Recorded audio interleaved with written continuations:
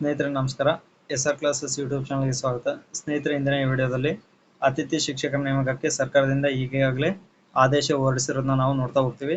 ಅದರ ಜೊತೆಗೆ ಪ್ರಾಥಮಿಕ ಶಾಲೆಗೆ ಎಷ್ಟು ಜನ ಅತಿಥಿ ಶಿಕ್ಷಕರು ಹಾಗೂ ಪ್ರೌಢಶಾಲೆಗೆ ಎಷ್ಟು ಅತಿಥಿ ಶಿಕ್ಷಕರು ಎನ್ನುವುದರ ಬಗ್ಗೆ ಇಂದಿನ ಈ ವಿಡಿಯೋದಲ್ಲಿ ನಾವು ನೋಡ್ತಾ ಹೋಗೋಣ.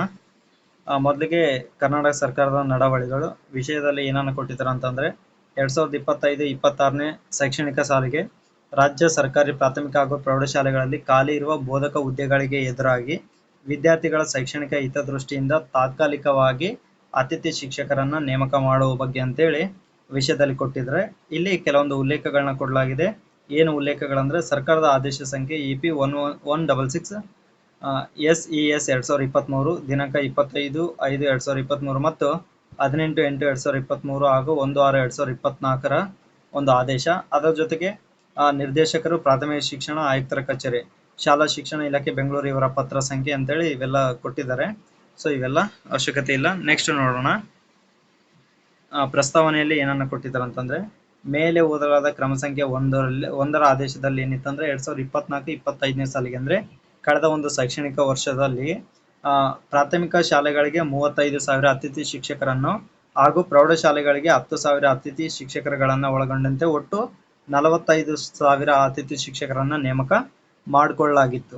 ಅದಾದ ನಂತರ ಕ್ರಮ ಸಂಖ್ಯೆ 2ರ ಪ್ರಕಾರ ನಿರ್ದೇಶಕರು ಪ್ರಾಥಮಿಕ ಶಿಕ್ಷಣ ಆಯುಕ್ತರ ಕಚೇರಿ, ಶಾಲಾ ಶಿಕ್ಷಣ ಇಲಾಖೆ ಬೆಂಗಳೂರು ಇವರ ಪತ್ರದಲ್ಲಿ 2025-26ನೇ ಶೈಕ್ಷಣಿಕ ವರ್ಷದ ಏಕರೂಪದ ಮಾರ್ಗಸೂಚಿಯನ್ನು ನಿಗದಿಪಡಿಸಿ 29/5/2025ರಂದು ಶಾಲೆಗಳ ಪ್ರಾರಂಭ ಆಗ್ತಾ ಇದ್ದಾವೆ. ಅಂದ್ರೆ ಇನ್ನೂ ಒಂದು 7 ದಿನದಲ್ಲಿ ಶಾಲೆಗಳು ಪ್ರಾರಂಭ ಆಗ್ತಾ ಇದ್ದಾವೆ.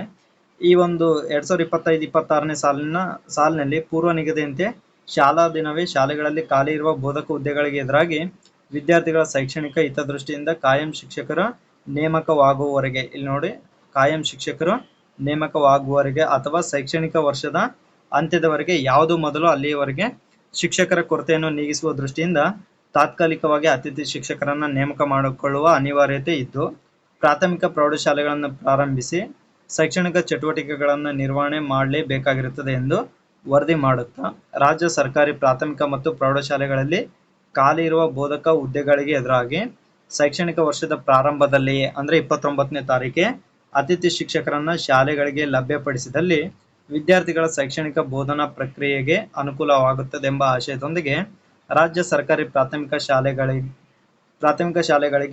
45,000 ಹಾಗೂ ಪ್ರೌಢಶಾಲೆಗಳಿಗೆ 11,000 ಇಲ್ಲಿ ಕೊಟ್ಟಿದ್ದಾರೆ ನೋಡ್ರಿ. ಪ್ರಾಥಮಿಕ ಶಾಲೆಗಳಿಗೆ 45,000 ಅತಿಥಿ ಶಿಕ್ಷಕರು, ಪ್ರೌಢಶಾಲೆಗಳಿಗೆ 11,000, ಒಟ್ಟು 56,000 ಅತಿಥಿ ಶಿಕ್ಷಕರ ನೇಮಕಕ್ಕೆ ಸರ್ಕಾರಕ್ಕೆ ಪ್ರಸ್ತಾವನೆಯನ್ನ ಸಲ್ಲಿಸಿರ್ತಾರೆ. ಯಾರು? ಪ್ರಾಥಮಿಕ ಶಿಕ್ಷಣ ಇಲಾಖೆಯ ನಿರ್ದೇಶಕರು.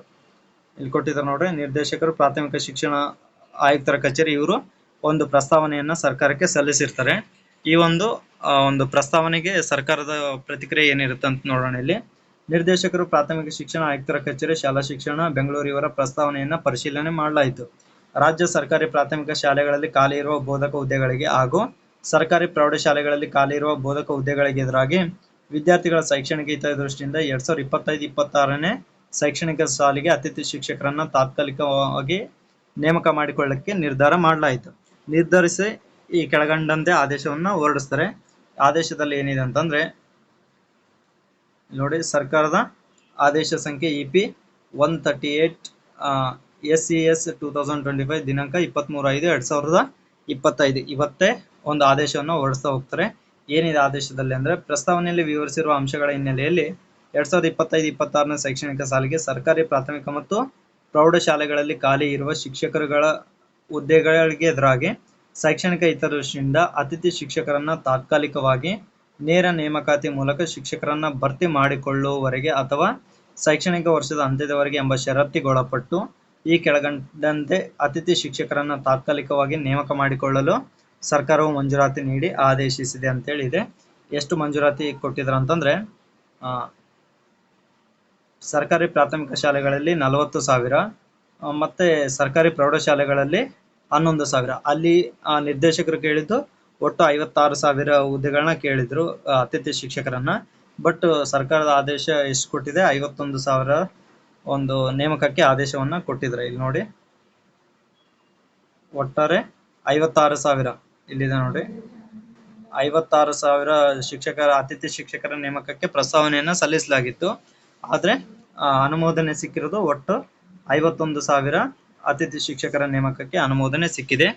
ಅದರ ಜೊತೆಗೆ ಈ ಒಂದು ಶೈಕ್ಷಣಿಕ ಅವಧಿಯಲ್ಲಿ ಅತಿಥಿ ಶಿಕ್ಷಕರ ಗೌರವ ಸಂಭಾವನೆ ಕೂಡ ಹೆಚ್ಚಿಗೆ ಆಗಿರೋದನ್ನ ನಾವು ನೋಡ್ತಾ ಹೋಗ್ತೀವಿ.